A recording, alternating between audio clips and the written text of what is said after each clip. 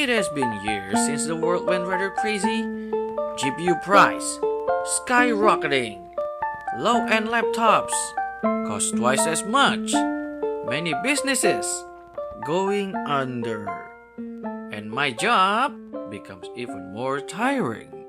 While physical exhaustion can be cured with a simple sleep, if you have that much time to sleep, that is, mental exhaustion is another kind of beast. Cuddling cute lollies may be able to cure a lot of things for me, but not everyone can simply go to your sister's house and pat your niece's head. So, let's do the second best option. Reading a wholesome manga. What kind of wholesome manga? A wholesome manga that's so pure, it purified even your pitch black heart. A manga so warms, it melts your stone cold feeling.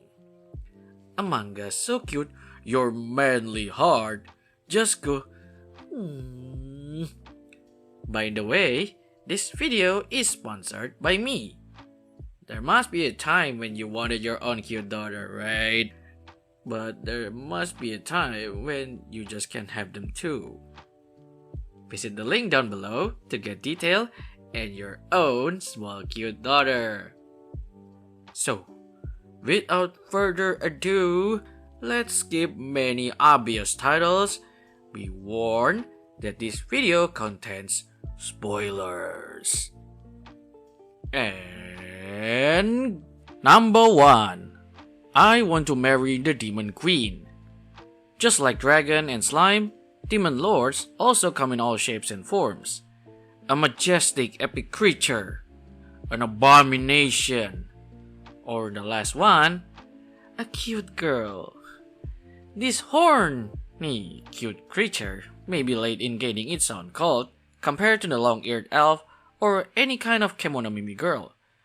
But it doesn't mean they do not receive strong enough passionate love from all the Dijin around the world.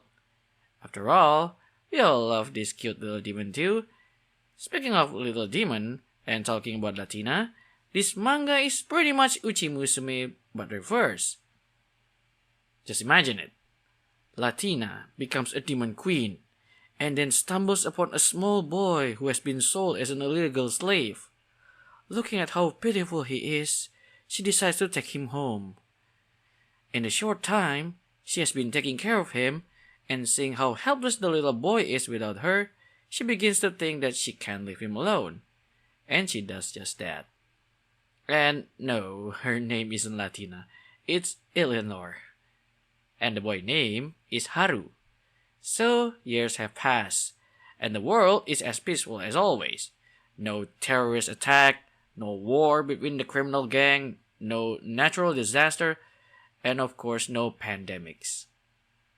While being peaceful is definitely good, it also means that it was incredibly boring. So after everything, what kind of thing she hasn't done yet? Well, how about getting married then? Getting married to the boy she has been raising all these years to be exact. Okay. You can skip this part if you feel disgusted by the theme. Feel free to go to the next title. Okay, now let's go back. From the title and the theme alone, you can already guess that the manga is a slice of life rom-com. The plot, it was simple. There's no real plot. It just shows how they grow from close to very close to a too close. At first, Eleanor can't really think straight about Haru's proposal. After all this time he is just a boy that she needs to take care of. So treating him as a man is a really foreign concept for her. But then she realized that Haru is no longer a child. He is no longer a little kid that she needs to take care of. In fact, all these years it was him who take care of her, to the point she has been spoiled rotten. She literally becomes quite useless without him. Not to mention, all this time the way they interact is unlike parent or child or brother and sister. Their relationship is pretty vague at best, so Haru's proposal is bringing the long-standing stalemate into a clear direction. This newly found direction reveals many things about both of them to each other.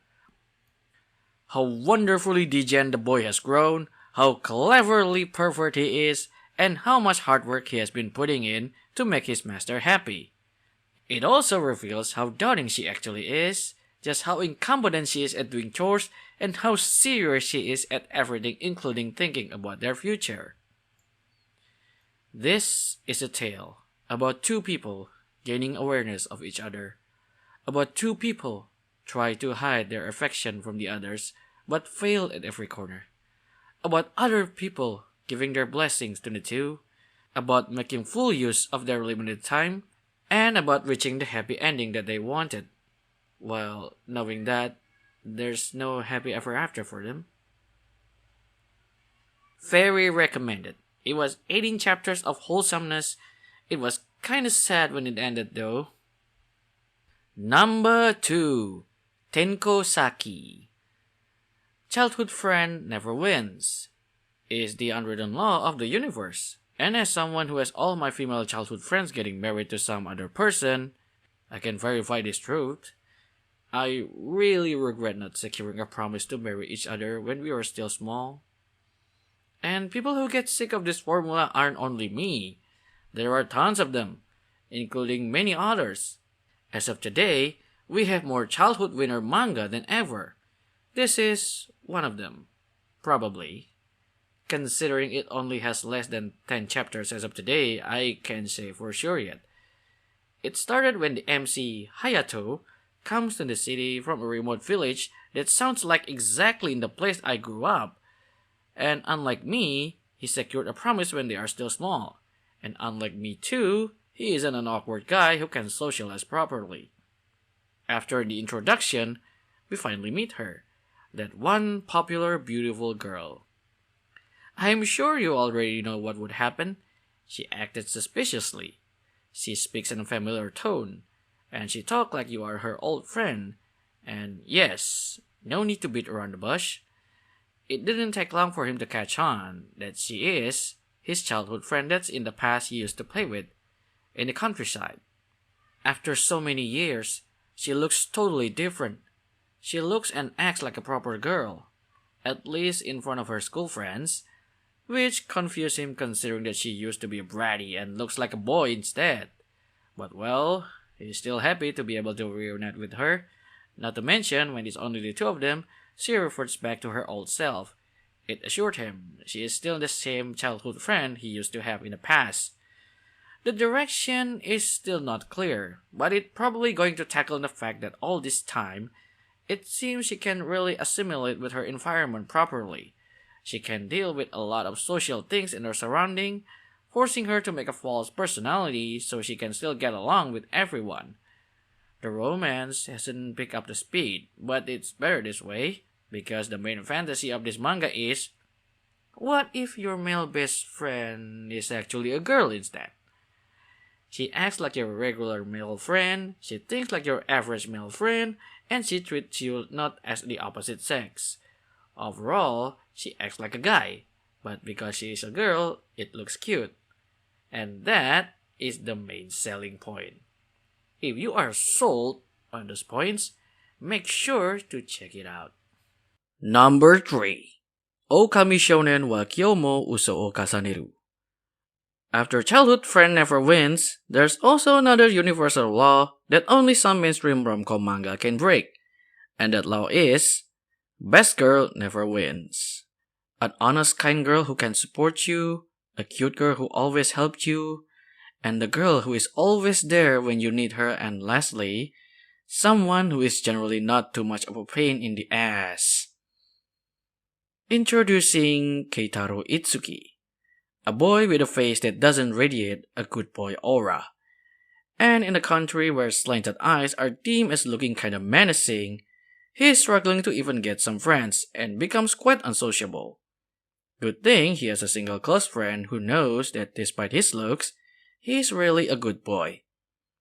One day, he meets a girl who doesn't avoid looking at his eyes, and as a normal, foolish, lonely boy, he goes and confesses to her without thinking too much. Well, it goes as well as you expected. So, yeah, he got rejected. And not politely either. With a broken heart, he went home and complained and said he wanted to change to his sister. No, wait a minute. Brother?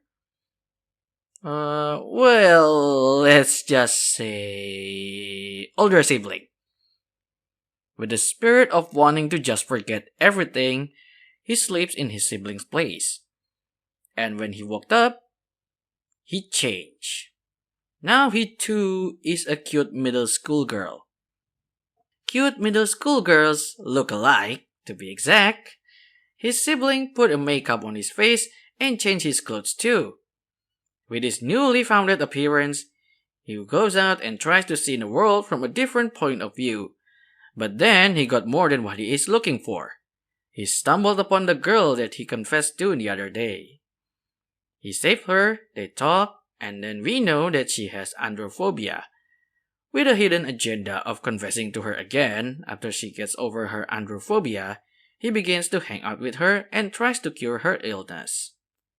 While his method hardly worked, it still kinda worked, and when he began to think everything would go smoothly, trouble appeared. Cute trouble, to be exact. Introducing Botan, the best girl in this story. So, why is she the best girl? Well, simply because she liked the MC as himself. The love Keitaro felt for the first girl is pretty much stems from a big misunderstanding. He thinks that she doesn't fear him, while in truth, she just doesn't even register his presence. Ouch! So his love is at best not quite love, but just a momentary fascination. Many manga I have read usually go into the first girl must win at all costs route. This one doesn't. The first girl stays as she is, a girl who is afraid of male and stay away from Keitaro. She doesn't open up to him until very late in this series, following the reveal of his deceit. At the moments when she doesn't really have any more chances. He can't be himself, so he needs to change. He needs to put on a mask and lie to even to be able to interact with Tokujira, the first girl. While in the other hand, he doesn't need to put on anything when he is with Botan. Their interaction is natural, relatively more honest, and open, even though their first meeting is not that great of a start. Like usual. And as you expected, they become closer more naturally, and know about each other faster too. It seems not having to act out can smooth out your relationship progress a lot.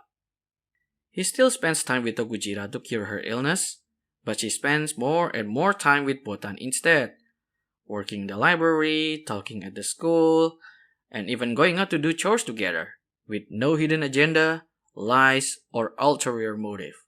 He too can have fun with her. It didn't take long until Botan realized that she liked him. And just when everything looks going to be fine, everything crumbled instead. And I like how the author did it. In most cases, the MC would be able to weather the storm by BSing everyone and get every people for some reason to agree with his BS. But instead, he bravely faced his problem and revealed his own lie. All this time, he felt guilty about deceiving both of them, and he felt so bad about it that feeling began to eat into him. So when the two girls he has lied to begin to get suspicious about him, I feel like he finally has the chance to come clean and just be done with it. He doesn't want to lie anymore. If both of them ended up hating him for it, it's okay. He deserved the hate. It's better than keeping the lies. I am very sure you are familiar with that feeling. When you make a mistake and lie about them, you will feel restless wondering if others would discover it someday. Anyway, everything becomes so awkward after the revelation. Tokujira is still shocked to the core, Botan doesn't know how to move forward, and Kotaro feels he doesn't have the right to interact with the two girls anymore. Now guess what would happen next? She does what the best girl does. Support him. She knows him enough that what he did is honestly quite horrible. She also knows that he doesn't do it with a bad intention. Ulterior motive, yes, but not bad intention. So she offered to listen to him. God, Isn't the kind girl just the best? They are just kind. And you know what kindness can fix well? A broken heart.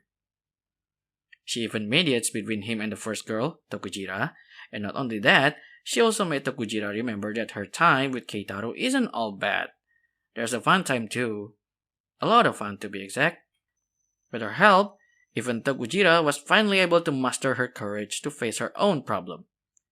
To face Keitaro herself. In the end, Tokujira realized she has feelings for him. But then he realized that when he was asked who he liked, there's only one face that appeared in his mind. And that face was Botan's. It was a very well executed conclusion. It was a very natural conclusion. And in my honest opinion, it was the best conclusion. If you haven't read it, you missed something great in life. Number 4. Kimi no Yokogao shika mirenai. Overstaying its welcome is a real problem in a lot of rom-com manga. There are so many times I just thought, just choose already and go with it in Isekai, or Why Are We Still Going in Yamada-kun, or what the in the absolute train wreck of Rental Girlfriend. Oh, by the way, the Rental Girlfriend spin-off is still pretty wholesome. So when this manga ended in 11 chapters, I feel good and just a little sad. When the story already told us about what the author wanted to tell, I think it's better to just end it instead of keep muddying the water and making the plot more complicated than it needs to. And this manga did just that. The title is translated to, I Can Only See Your Side Profile. So, as you expected, the manga ended when the protagonist is finally able to see not only the girl's side profile, but her face as a whole. The story is about Kishimoto Arata, a cheerful boy who, for a quite serious reason, has to repeat a year as a freshman, and a Fujimori Sachi, a bright, cute, smart, and friendly girl who sits next to him. Even though they are classmates, even though they are friendly to each other, and the girl herself doesn't have any problem with him, she never let him see her face directly. She only let Arata see her side profile. This fact bothers him so much that he keeps trying so many things to make her look his way. Not just seeing her face, but making her look his way. He doesn't even want to cheat to get into that step. Photos? No. He even intentionally looks away when she goes to the front of the class. And that is the plot. Very simple, very straightforward, and very wholesome.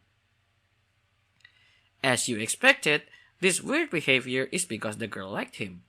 She is too embarrassed to face him, so that's why she never looks at him directly.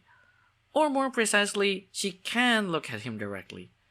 Just like he wanted to see her face, she too wants to see his face. And just like he wanted to get closer to her, she too wanted to get closer to him. And lastly, just like he wanted her to pay attention to him, she too wants him to pay even more attention to her. With them being so fantastically pure and innocent, their interaction is so cute, so funny, and so precious, it can make you feel so warm. It also makes me realize just how dirty I am at their age. After some development and they are now close enough, not to mention know more about each other's background, finally, Fujimori decided to confess, which doesn't go as she had hoped. While the boy has feelings for her too, he doesn't want to start a relationship. He neglected his study and made his parents sad because he is trying too hard to help his previous lover. He even repeated a year because of it. Hence, for now, he just wants to focus on his duty as a student. But worry not. This is not a friendship ending. Because behold, we have a time skip. And in the time skip, it was his turn to confess his feeling to her. With this, the series truly ended. On a good note, not overstaying its welcome, the conclusion is conclusive, and it doesn't put any unneeded plot twists. Definitely a must read. Number 5. The Fairy Tale Like You goes on the assault. When I was a young boy, the number one fantasy I have is to become a cool hero who saves cute girls. But as I grew older and got tired, that wish transformed into something else. No longer do I long to do great deeds. What I wanted is to have a peaceful life while taking care of cute girl, or having a peaceful life while being taken care of by a cute girl, or just chilling around with a cute girl. And considering this story once again involves a childhood friend, I feel even sadder. In terms of story, there's hardly any story at all. It's just about two people chilling in each other's company. For a love-deprived person like me, that is okay. That much is enough. No need for drama, no need for a complicated relationship, and of course, no need for an Avenger-level threat to spice up the story. What we need in this kind of fantasy are just two people who clearly have affection for each other, two people who don't bother hiding it, and two people who enjoy their time. Just like looking at smiling cute girl makes you want to smile also. And looking at happy people should also make you feel a little bit happy too. If not, you probably have some problems. If you feel that you already have enough salt from the world, come and read it. You can find as much sugar as you possibly needed in this manga. Even if you don't bite on the story, the art style alone is sweet enough. This author is really good at making sweet looking girls. Just look at her. Don't you just want to just go? Highly recommended. Thanks for coming. You can support me by giving me some jobs. See you at the next video. Bye bye.